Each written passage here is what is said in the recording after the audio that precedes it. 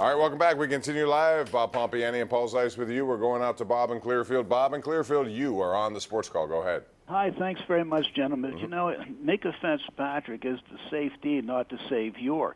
But did you notice how upbeat Mike Tomlin was at his news conference regarding the acquisition of him? This might be a situation where history repeating itself. 4 years ago, he wanted had to settle for a less talented Artie Burns. Clearly, Fitzpatrick was the person he wanted. He did. To settle for a seemingly less talented Edmonds.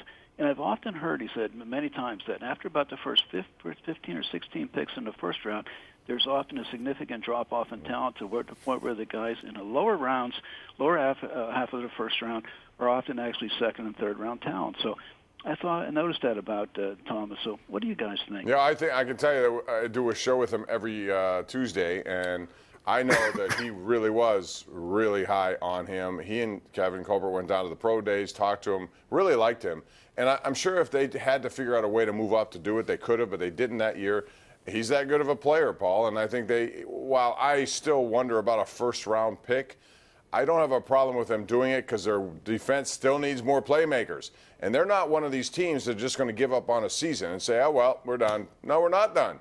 You do a disservice to your season ticket holders, your fans. You're trying to win. And in the NFL, if you get hot and just make the playoffs, you never know. I mean, you can do that. Yeah. And that's the whole thing. I mean, you know, you go – the thing I like about what the Steelers have done, if you think about it, they have a lot of first-round picks on their defense now.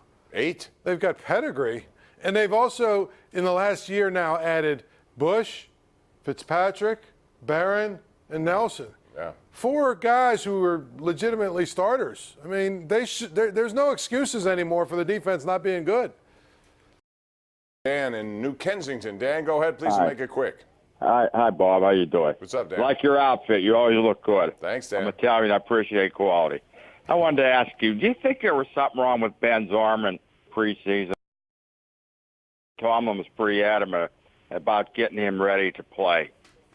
I think he developed. I think like anyone who throws the ball as much as he did. Thanks for the call, Dan. Right, Paul? You throw it a lot. It's not like a pitcher. Yeah. You get to a point where something, then all of a sudden, boom, it happens rather quickly. And I think he maybe had that last week in that New England game. Try to rest or try to play, and this is what they end up with. Yeah, I mean, I think it's pretty clear.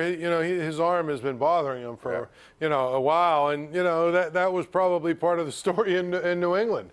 And even against Seattle, there was a couple of throws that he usually makes that he didn't. He was just off a little bit. Part of that is when your arm hurts or when it's not functioning right. I mean, you just have not. It's just like a pitcher. You lose a little bit of your command and your control. So that explains a lot about the first. First 6 quarters of the season. Real quick, give me a pick: Steelers and Pitt. Real quick. I think the Steelers will squeak out a close one, and I think Pitt loses by like 10-14. I would say both, yes, but I also think the Steelers are going to figure out a way finally. I've taken them the first 2 weeks. I don't know why now, and I'm going to ride them until they finally win, which I think in the NFL, sooner or later, it all evens out. So you're going to get a win at some point. San Francisco's not that good, but they've been playing great. We're out of time. For Paul Zeise and Bob Pompeani, thanks for joining us. Back here tomorrow at 10:35. Good night, everyone.